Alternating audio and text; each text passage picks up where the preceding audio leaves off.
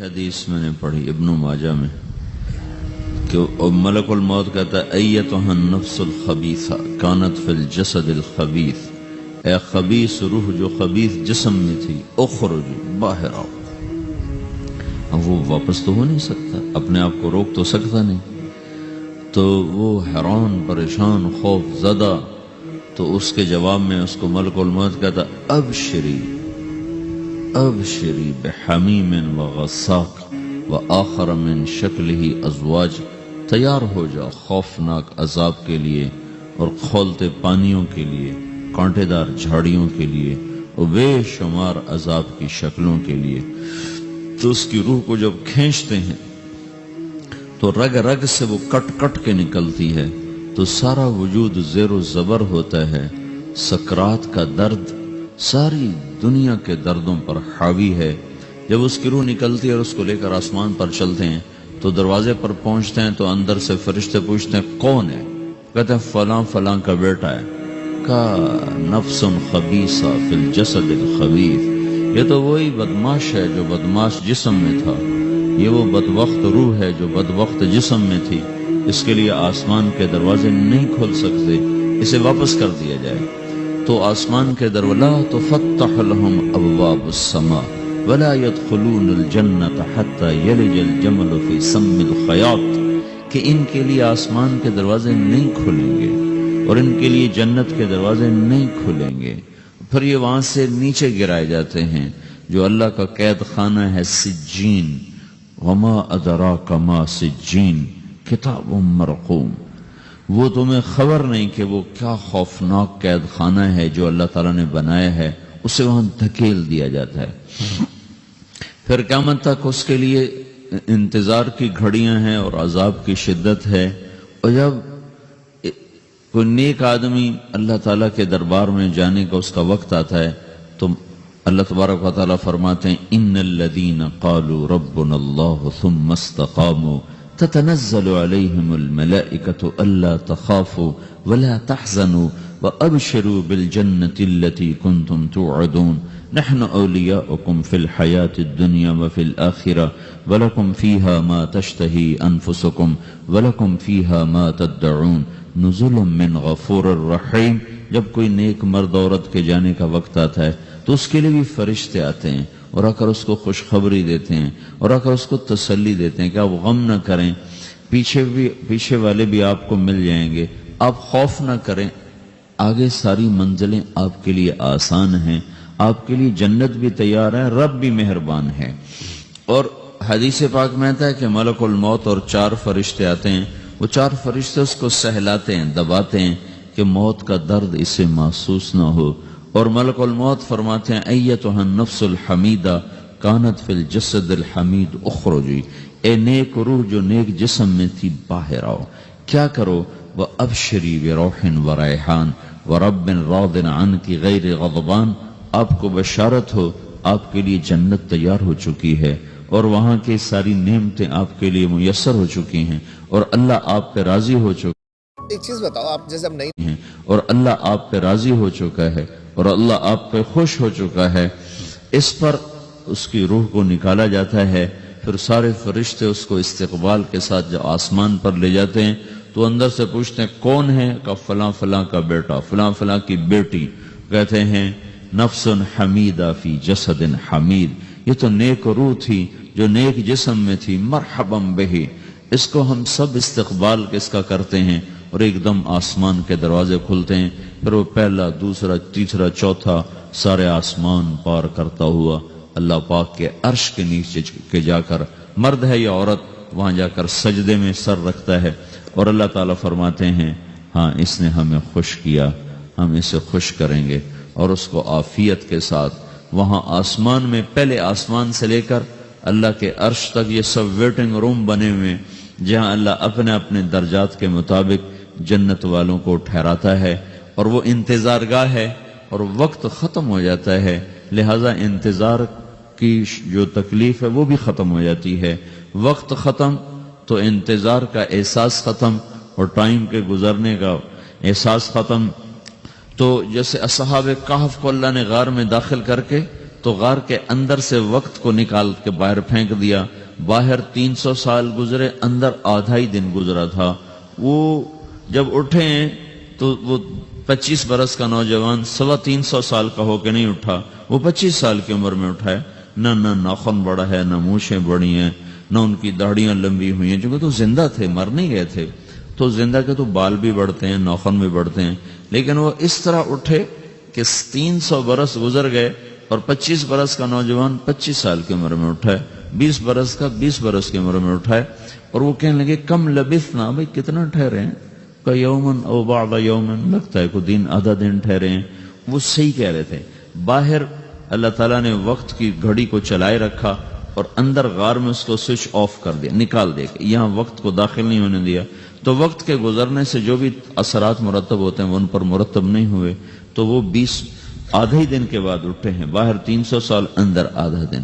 یہی کچھ اللہ تبارک و تعالیٰ برزخ میں کر دیتا ہے, وقت کو ختم کر دیتا ہے, گزرنے کا احساس نہیں ہوتا ہے. تو اس طرح میرے عزیزو, یہ دو موتیں ہر انسان دیکھتا ہے. یا وہ جنت کے فرشتوں کا استقبال دیکھتا ہے, یا جہنم کے فرشتوں کی مار اور پٹائی کو سہتا ہے. رابعہ بصری رحمت اللہ علیہ کا انتقال ہونے لگا تو انہوں نے رات کو فوت ہوئی, تو انہوں نے اپنی خادمہ کو بلا کے فرمایا کہ کسی کو بتانا نہیں, جب میں مر جاؤں تو پڑوس میں 2-4 کو بلا کر نا میرا جنازہ پڑھوا دینا, اور جس کرتے میں تہجد پڑھتی تھی وہی میرا کفن بنا دینا, اور صبح بے شک لوگوں کو بتا دینا, میرے مرنے کے بعد میری میت کو رکھنا نہیں, فوراً دبا دینا. تو جب ان کا انتقال ہوا تو انہوں نے پڑوس کے 2-4-10-20 آدمی بلائے اور ان کو تدفین تجہیز سب کچھ ہو گئی. صبح شور مچا کہ وہ رابعہ بصری کا انتقال ہو گیا. تو اگلے دن وہ خواب میں اس خادمہ کو ملی اور کہا بیٹی تیری بڑی مہربانی, تو نے میری وصیت کے مطابق عمل کیا. اس نے دیکھا کہ انہوں نے ایک خوبصورت سبز لباس پہنا ہوا ہے. تو وہ فرمانے لگی, انہوں نے سوال کیا کہ آپ کے ساتھ قبر میں کیا ہوا؟ تو وہ کہنے لگی کہ میرے پاس منکر نکیر آئے تھے اور مجھ سے کہنے لگے من رب کی, تیرا رب کون ہے؟ تو میں نے کہا سبحان اللہ, 40 برس جس کو میں نہ بھولا سکی اس کو 4 ہاتھ زمین میں آ کے میں بھول جاؤں گی. ان کا 42 برس کی عمر میں انتقال ہوا تھا. تو وہ کہنے لگے سبحان اللہ, جس کو میں 40 برس نہ بھولا سکی میں اسے 4 ہاتھ زمین کے اندر آ کے بھول جاؤں گی. تو منکر نکیر کہنے لگے اس کا کیا حساب لینا؟ پھر انہوں نے پوچھا کہ وہ آپ کا وہ کرتا کہاں گیا تہجد والا جس میں آپ کو کفن دیا تھا؟ کہ وہ اللہ نے مجھ سے لے لیا ہے اور میرے اعمال کے خزانے میں رکھ دیا ہے. قیامت کے دن میرا وہ کرتا بھی میرے ترازو میں تولا جائے گا, اور مجھے یہ لباس پہنایا ہے جو جنت کا لباس ہے. یہ بھی ایک موت ہے. اس طرح بھی لوگ مرتے ہیں. اور دوسری بھی ایک موت ہے, ہمارے علاقے کی بتا رہا ہوں, اپنے علاقے کی. ایک زمیندار مر گیا, اس کی قبر کھودی, ساری بچھوؤں سے بھری ہوئی, ایسے جیسے چیونٹیاں پھر رہی ہوتی. تو انہیں وہ بند کر کے دوسری کھودی, ساری بچھوؤں سے بھری ہوئی. پھر وہ بند کر کے تیسری کھودی, ساری بچھوؤں سے بھری ہوئی. قبرستان میں اتنے بچھو کہاں سے آ گئے؟ یہ زمین کے بچھو نہیں ہیں, یہ آخرت کی بلائیں ہیں جس کے ساتھ اب اس سے قیامت تک رہنا ہے اور گزارا کرنا ہے. تو یہ 2 طرح کی موتیں روزانہ لوگ مرتے ہیں, روزانہ لوگ مرتے ہیں. جب نماز کا وقت ہوتا ہے ملک الموت ساری دنیا کا چکر لگاتا ہے اور دیکھتا ہے کون پڑھ رہا ہے کون نہیں پڑھ رہا, کون پڑھ رہا ہے کون نہیں پڑھ رہا. جو نماز کی پابندی کرتا ہے اس کی موت آسانی سے ہوتی. دیکھیں کتنا اچھا لگ رہا ہے. نہیں کرتا اس کی موت آسانی سے ہوتی. جو نماز میں غفلت کرتا اس کے ساتھ موت کے وقت شدت اور سختی اختیار کی جاتی. تو بھائیو, یہ ایک جسم ہے, ایک روح ہے. روح باقی رہنے والی چیز ہے, جسم مٹ جاتا ہے, پھر اللہ سے قیامت کے دن نیا جسم عطا فرمائے گا, ایک نیا جسم دیا جائے گا. روح وہی ہے جو اللہ کے خزانوں میں جمع ہو جاتی ہے. نافرمان کی سیاہ کالی روح ہوتی ہے, فرما بردار کی روشن چمکدار روح ہوتی ہے. تو اللہ نے کچھ تقاضے جسم کے رکھے ہیں اور کچھ روح کے رکھے ہیں. جسم کے تقاضے پورے نہ کرو تو یہ پریشان ہو جاتا ہے, روح کے تقاضے پورے نہ کرو تو یہ پریشان ہو جاتی. روح کی پریشانی جسم سے زیادہ ہے, چونکہ روح کی طاقت جسم سے زیادہ ہے. جسم مٹی سے بنا ہے اس کی غذا بھی مٹی سے نکلتی ہے، روح آسمان سے ہے، اس کی غذا بھی آسمان سے ہے۔ روح کا تعلق جب تک اللہ سے نہیں جڑتا اس سے بھوک اور پیاس لگتی رہتی ہے۔ جسم کو جب تک روٹی اور پانی نہ ملے یہ تڑپتا اور پریشان رہتا ہے۔ جیسے اللہ تعالیٰ نے ہمارے جسم میں روٹی اور پانی کی طلب کو بے ساختہ رکھ دیا ہے۔ میں بیان کے دوران بھی پانی پی رہا ہوں، آپ دیکھ رہے ہیں کہ مجھے میرا حلق سوکھ جاتا ہے، مجھے طلب محسوس ہوتی ہے پانی، حلق سوکھتا ہے پانی کی طرف بھاگتے ہیں، بھوک لگتی ہم روٹی کی طرف بھاگتے ہیں۔ یہ ایک ایسا اندر میں آٹومیٹک سسٹم ہے کہ ہم اس کو آف نہیں کر سکتے۔ یہ سوتے سوتے بھی بھوک کی وجہ سے آنکھ کھل جاتی، سوتے سوتے پیاس کی وجہ سے آنکھ کھل جاتی ہے۔ یہ ایسا خود اللہ تعالیٰ نے ساختہ نظام بنایا ہے کہ آپ اپنے جسم میں روٹی اور پانی کی طلب کو نہیں نکال سکتے۔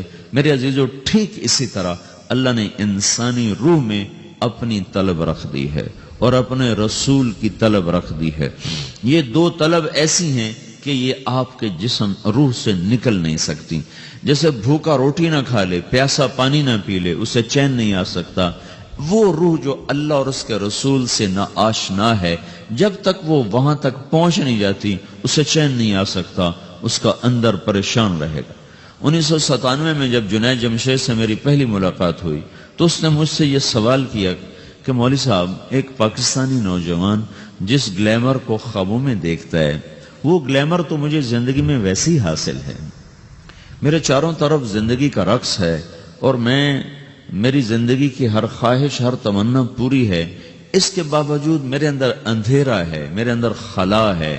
مجھے لگتا ہے میں وہ کشتی ہوں جس کا کوئی ساحل نہیں، جس کی کوئی سمت نہیں، جس کا کوئی گھاٹ نہیں۔ یہ کیوں ہے؟ میرے ساتھ تو ایسا نہیں ہونا چاہیے۔